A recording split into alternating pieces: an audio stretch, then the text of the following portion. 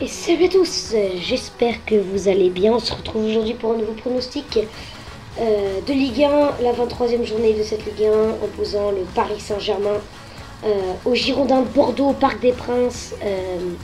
Match important pour Paris Saint-Germain pour se relancer après ces deux mauvaises rencontres en Coupe de France et en Ligue 1, se relancer après cette longue défaite. Ce match nul, pardon, un but partout contre Guingamp. Et pour Bordeaux aussi de bien revenir sur les concurrents principaux. Allez, on va s'intéresser aux gestions d'équipe qui vont s'opposer entre Paris et Bordeaux. Avec côté parisien, dans les buts, Salvatore Sirigu, à droite Greg Van Der Wiel, Alex, Thiago Silva, défense centrale, Thiago Silva incertain, Maxwell à gauche, Mota, Verratti, Matuidi milieu, Cavani, Ibrahimovic, je l'avais dit également, on l'avait dit incertain, mais que j'ai préféré mettre parce qu'il a un petit problème. Le banc, Douchez, Marquinhos, Digne, Camara, Lucas Ravière et Jérémy Menez, des absents à noter. Normalement j'allais, ça on est sûr. Rabiot peut-être pas, qui est également certain, que j'ai préféré laisser.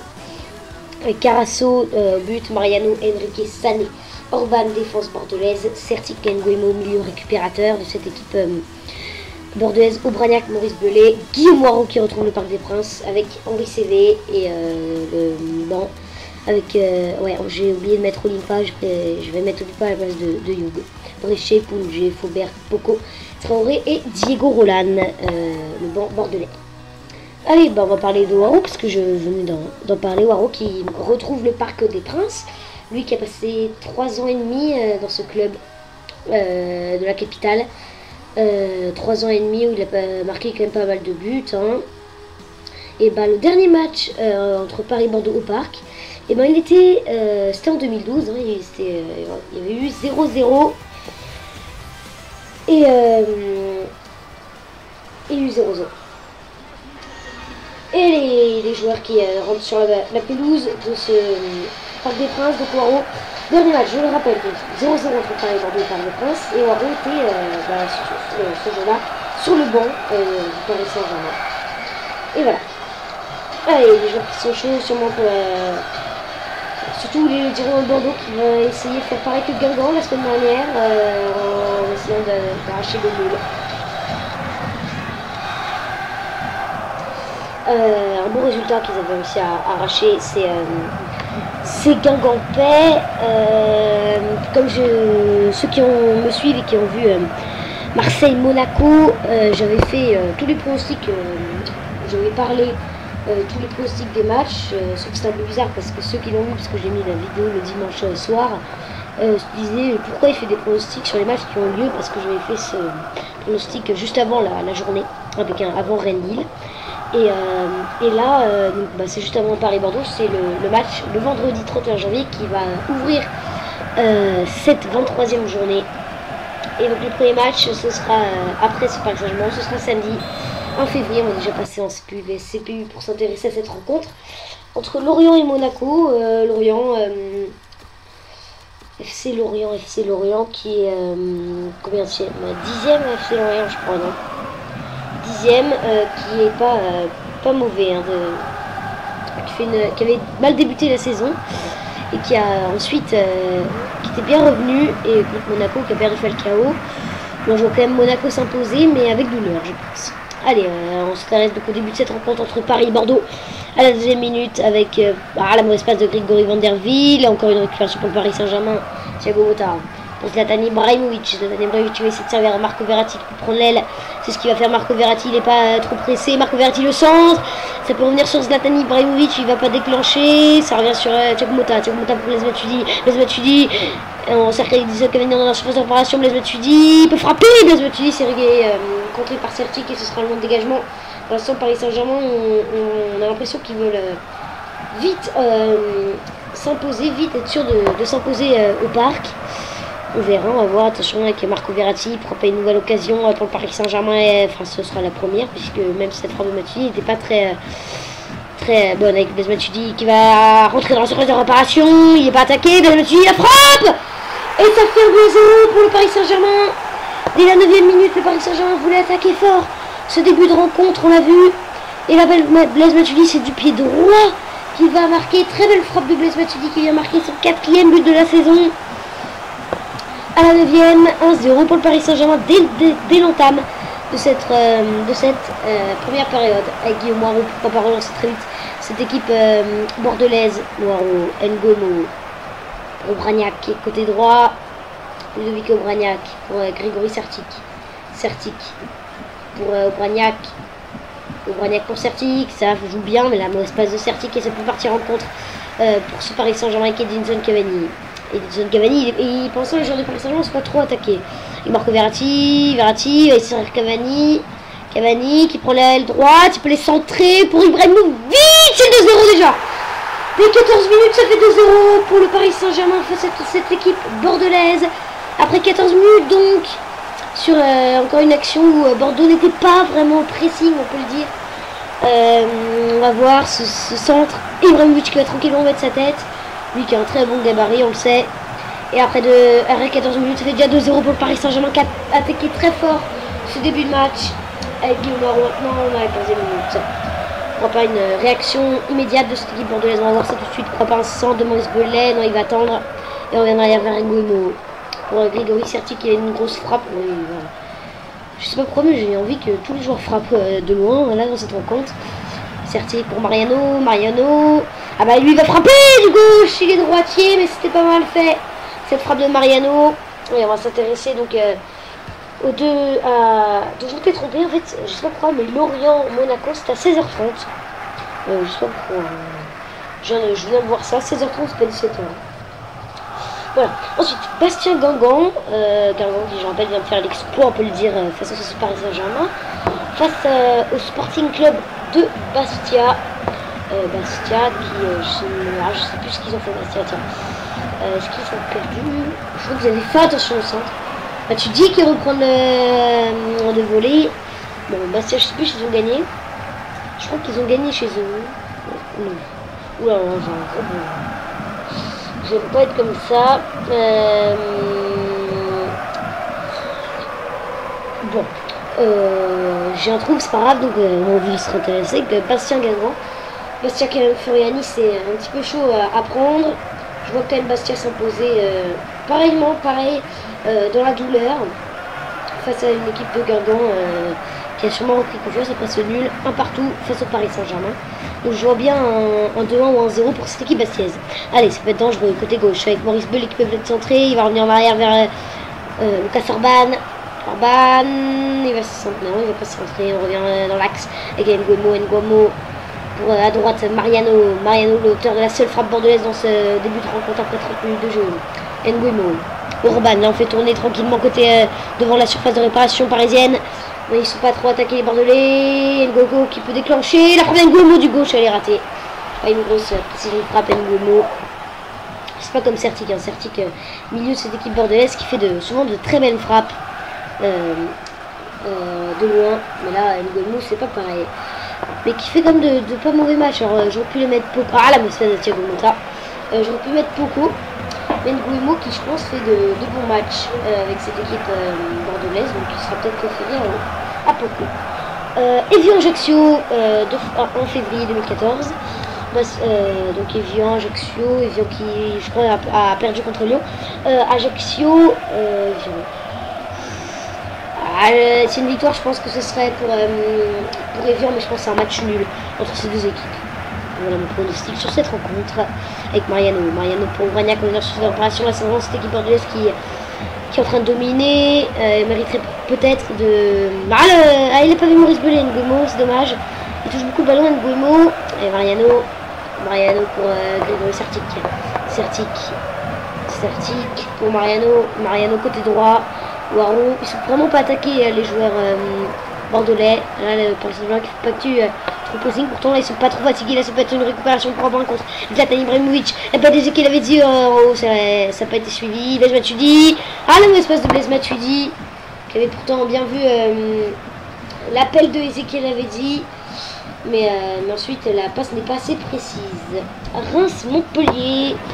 Montpellier qui fait de bons résultats après une victoire 3-1 face à Nice. Il va jouer contre Reims, auteur d'un match 0-0. Ça peut être un match intéressant. Je vois bien Montpellier encore s'imposer. Je sens que Montpellier est sur une belle phase. ouais, avec 2 buts d'écart, je vois quand même Montpellier avec leur entraîneur qui pour l'instant ça marche bien avec Roland Courbis. Maxwell qui peut les centrer. Maxwell va continuer, ça reste Zlatan Ibrahimovic, il ressort la surface. La frappe d'Ibrahimovic, c'est taclé par Enrique, ça revient sur Grégory Vanderville, il y a une minute traditionnelle. Grégory Vanderville. Vanderville qui continue, il resserre Thiago Motta, Blaise Matuidi qui est tout seul. Il est servi, Blaise Matuidi, Thiago Motta qui peut les frapper, la frappe de Thiago Motta, encore Sonné qui dégage. Et c'est récupéré par Henri CV. Et c'est la mi-temps, les joueurs, l'arbitre qui renvoie les joueurs au vestiaire sur ce score de 2 buts à 0, le Paris Saint-Germain qui est très fort cette rencontre, ce début de rencontre avec 2 buts en un quart d'heure. On va voir ces buts avec la frappe de Blaise Matuidi du pied droit, magnifique, moi je trouve cette frappe du pied droit, lui qui est gaucher, qui est pourtant pas très bon en frappe, voilà. C'est bien fait, que ce sont très bien fait de la part de Edinson Cavani pour la tête de Zlatan Ibrahimovic. On va voir les stats de cette rencontre. 6 tirs à 2, 4 à 0 pour les tirs cadrés, 46% de possession à 54. Donc voilà, pour l'instant, c'est vrai que la possession bordelaise, je pense qu'en vrai la possession sera parisienne. Mais pour l'instant, c'est donc le Paris Saint-Germain qui s'impose chez lui 2-0 après un match nul, un partout contre Guingamp. Et pour l'instant en train de se réveiller après 2 matchs avec une défaite en Coupe de France de 12 ans face à Montpellier au Parc. Autre pronostic, Saint-Etienne et Valenciennes. Saint-Etienne-Valenciennes, un bon match. Attention, ouais, il va centrer. On est sur Mariano, ça peut être dangereux là pour cette équipe bordelaise. Henri CV, Certi qui peut déclencher, je rappelle, une très bonne frappe. Ah non, il revient. Ngomo, le départ là-bas, il n'a pas vu le départ. Et c'est récupéré ensuite par le Paris Saint-Germain, même si Vanderville a dégagé débilement en devant alors qu'il aurait pu relancer tranquillement. Zlatan Ibrahimovic qui va récupérer. L'erreur défensive, Zlatan Ibrahimovic qui va continuer. Ibrahimovic, il peut les servir. Edinson Cavani, c'est peut-être dangereux. La frappe toute mollassonne d'Edinson Cavani, ça aurait pu être une occasion très dangereuse pour le Paris Saint-Germain. Très bien menée de la part de Zlatan Ibrahimovic. Après cette récupération, mais ensuite Cavani qui n'a pas trop suivi. Allez, Blaise Matuidi vers Ezekiel avait dit. En fait, j'étais sur Saint-Etienne-Valenciennes. Saint-Etienne-Valenciennes, je vois bien Saint-Etienne s'imposer. Même si Valenciennes, on a l'impression qu'il faut vraiment être revanchard dans cette deuxième partie de saison, mais c'est vrai que la qualité de leurs joueurs n'est pas géniale. Mais je pense que Saint-Etienne va s'imposer tranquillement peut-être. Voilà, allez, Marco Verratti pour Zlatan Ibrahimovic. Marco Verratti qui a fait essayer de faire l'appel de balle. C'est sur Ezekiel avait dit. Là, c'est une séance de possession pour le Paris Saint-Germain. Il faut peut-être en profiter pour le club de la capitale avec Edinson Cavani. Il va sûrement revenir sur Greg Vanderville. Vanderville va centrer. Greg Vanderville, c'est complètement raté. Ouais, je sens effectuer bientôt des changements. Ou le départ, pourquoi pas là de... c'est qui est en bas de votre écran là, je ne sais pas. En tous les cas, ouais, on va faire les changements. Ça peut être dangereux là pour Bordeaux, mais il n'est pas très bien suivi. Henri CV. Allez, on va faire les changements. Déjà pour le Paris Saint-Germain. Et qui sur le banc, on va faire sortir Matuidi. J'aimerais bien mettre Javier Pastore. Ah, j'ai mis Lucas. Mince, je vais mettre Javier Pastore à la place de Ezekiel avait dit. On va changer. Ah, j'ai encore raté. On va changer. Voilà. Javier Pastore et Lucas. Voilà. Et on va mettre Cavani à gauche et Lucas à droite. Voilà.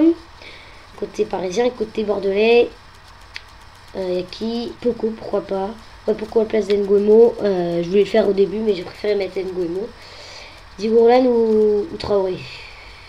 Diego Roland. À la place d'Oaro, il doit être fatigué quand même. Il faut qu'il reprenne vraiment ses envies de jouer. Guillaume Oaro. Ils vont effectuer très vite la touche, donc il n'y aura pas les changements maintenant. Moïse Belé. C'est Grégory Sartic. Aubragnac qui peut les servir de Guillaume Moirot pour ses derniers ballons, pardon. Guillaume Moirot côté droit, et ça fait Mariano pour Guillaume Moirot. Moirot peut les centrer, non, il revient encore sur Aubragnac on fait tourner côté droit et Mariano qui peut les centrer. Mariano devant Edinson Cavani, Mariano, et c'est Cavani qui va mettre ce ballon en l'air. On va pouvoir effectuer très vite ces changements de chaque côté avec Pastore et Lucas qui remplacent, tu lui avais dit, Roland Poco qui remplace Ouaro et Nguemo. Diego Roland, voilà, il touche le premier ballon. Diego Roland, c'est le premier corner tiré dans cette... pas tiré, parce que c'était une passe à la rémoise, mais de cette rencontre, c'était le premier corner. Allez, avec... c'est qui a le ballon? C'est Roland. Ouais, mais il n'a pas vu qu'Aubragnac était en jeu. C'est mal fait, c'est très mal fait de la part de Diego Roland. Et ce sera un franc pour Maxwell et ses coéquipiers. Avec Javier Pastore qui vient de rentrer. Chiré Maxwell vers Javier Pastore. Thiago Motta. Thiago Motta qui garde le ballon. Thiago Motta est un peu moins en jambes depuis ces deux dernières rencontres là, contre Montpellier où il était rentré face à Guingamp. Ah, la mauvaise passe de Grégory Van der Wiel. Beaucoup de déchets côté de Greg Van der Wiel avec Diego Roland. 70e minute de jeu, Diego Roland. Diego Roland pour Mariano, Diego Roland. Mariano qui est quand même un bon arrière droit de notre Ligue 1. Hein. Une belle pointe de vitesse. Il peut être intéressant avec Diego Roland vers Orban. Orban, ouais, c'est bien fait là pour Maurice Bellet, pourquoi pas une grosse occasion. Maurice Bellet qui relâche sur des réparations, il continue, il ressort, il peut les centrer. Il continue, ah c'est mal fait de la part de Maurice Bellet. Et Alex il va mettre ce ballon en touche, on va faire un nouveau changement de chaque côté. Ou peut-être que côté parisien, avec Van der Wiel, j'aurais bien sorti à Van der Wiel. Parce qu'il n'y a pas Jalais, on peut mettre Marquinhos. Est-ce que, ouais, côté bordelais, je sais pas, je pense. Est-ce qu'on pourrait faire un changement? Il y a Traoré. Faubert, tiens, ouais, Faubert. On va faire un changement, on va mettre Faubert à la place de Maurice Bellet. On va mettre Aubragnac à gauche. Parce que Faubert peut jouer au milieu droit, il est intéressant. À chaque fois qu'il rentre, Faubert avec le Girondin de Bordeaux, il est intéressant. On repasse en CPU vs CPU. Et on va jouer ce dernier quart d'heure. Est-ce que la touche va jouer? Et bon, encore rapidement, donc on va avoir lieu à des changements un peu plus tard. Avec Henri CV. Henri CV, il peut aller frapper. Henri CV, il va rentrer. Ça revient sur Poco, Boïko Poco, qui est rentré au cours de ce match. Diego Roland. Diego Roland, la frappe. Elle est trop de la somme, cette frappe de Diego Roland. Diego Roland qui fait quand même une entrée où il touche beaucoup de ballons. Il est intéressant ce joueur. Je pense que ça pourrait être vraiment un bon joueur de cette Ligue 1, mais après il s'est pas encore habitué au climat français peut-être et à cette Ligue 1 où c'est très physique et lui il n'est pas suffisamment physique. Allez, Edinson Cavani peut centrer, c'est lui qui a fait la passe décisive au premier but. Ça va revenir sur Thiago Motta. Thiago Motta. Non, c'est Javier Pastore, pardon. Avec Marco Verratti. Thiago Motta. Thiago Motta, Marco Verratti. Là, c'est peut-être dangereux pour le Paris Saint-Germain. Maurice Bellet qui va tacler. Ils sont sur sortie. Sochaux-Nantes, donc Sochaux qui est 19e. Après ce match nul face à Ajaccio, Sochaux qui peut, on sait toujours, hein, peut se relancer, mais c'est difficile. Maurice Bellet dans son réverbération, c'est peu dangereux avec Henri CV. Je peux aller voir Julien Faubert à droite, la frappe de Henri CV, attention. Et Thiago Silva qui va dégager loin devant. Ça revient sur Lucas, ça peut être dangereux là. Pour le Paris Saint-Germain avec Zlatan Ibrahimovic, on revient en arrière. Ça va être sur Edinson Cavani. Donc pour moi de vous reparler de Sochaux-Nantes. Sochaux-Nantes, match intéressant. Pour Sochaux qui vont vraiment essayer de rester en Ligue 1, ça va être difficile. Mais je vois quand même un match nul entre Sochaux et Nantes. Ouais, un match nul. Voilà.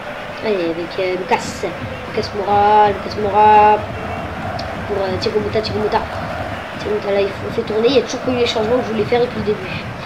Lucas, ça fait attention avec Zlatan Ibrahimovic, la frappe, ça passe. Et on va pouvoir faire les changements. Allez, dimanche 2 février, Nice-Lille, match intéressant entre deux équipes. Nice qui n'a pas fait un très bon début de saison, Lille qui est un petit peu en crise, comme le Paris Saint-Germain, ça va Paris Saint-Germain.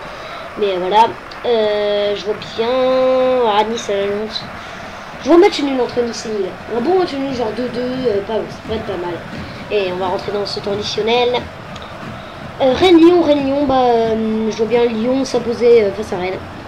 Donc il fait une bonne série en ce moment. Même si Rennes est sur un partout à Lille, c'était pas mal. Mais bon, je vois quand même Lyon s'imposer dans la douleur. Rennes-Lyon que je vais vous mettre en pronostic. Dimanche que vous sortirez, Roland la frappe, ça aurait pu être réduire le score. Le pronostic que je ne commenterai pas sur PES. Allez, c'est la fin de cette rencontre de Paris Saint-Germain qui s'impose 2-0 après un très bon premier quart d'heure. Le Paris Saint-Germain a ensuite tranquillement maîtrisé pour ensuite s'imposer après 2 matchs sans gagner en Coupe de France et en Ligue 1. Et on regarde le but de Matuidi. Et le dernier match, Marseille-Toulouse. Marseille qui est-ce que va s'imposer Marseille-Toulouse, allez. Je dirais, un match nul, mais si une victoire, ce sera marseillaise. Allez, on va regarder les stats avec 8 tirs à 5. Ouais, Bordeaux qui a plus tiré, qui était meilleur en seconde période. La possession est toujours bordelaise. Un corner à 0. Et on va regarder les notes des joueurs avant de se quitter. Matuidi, homme du match. Non, c'est pas lui l'homme du match. Voilà, vous voyez les stats, les notes avec tout ce qu'ils ont fait, les tirs cadrés, les passes réussies, 11 sur 11 pour Zlatan, les centres, les tacles. Vous pouvez mettre pause, je vais un peu vite, mais bon, je ne vois pas trop de temps. On fait pareil pour les Girondins de Bordeaux avec donc les tirs, on voit Roland, 2 tirs. Roland, voilà, encore on voit Roland, si vous pouvez voir les stats qu'il a fait, c'est vraiment une belle rentrée, je trouve, de Diego Roland, qui peut être un joueur intéressant. Allez, c'est fini pour ce pronostic, je vous retrouve pour d'autres pronostics très bientôt. Le temps de vous dire salut. Donc d'autres pronostics très prochainement. Allez, ciao. Au revoir.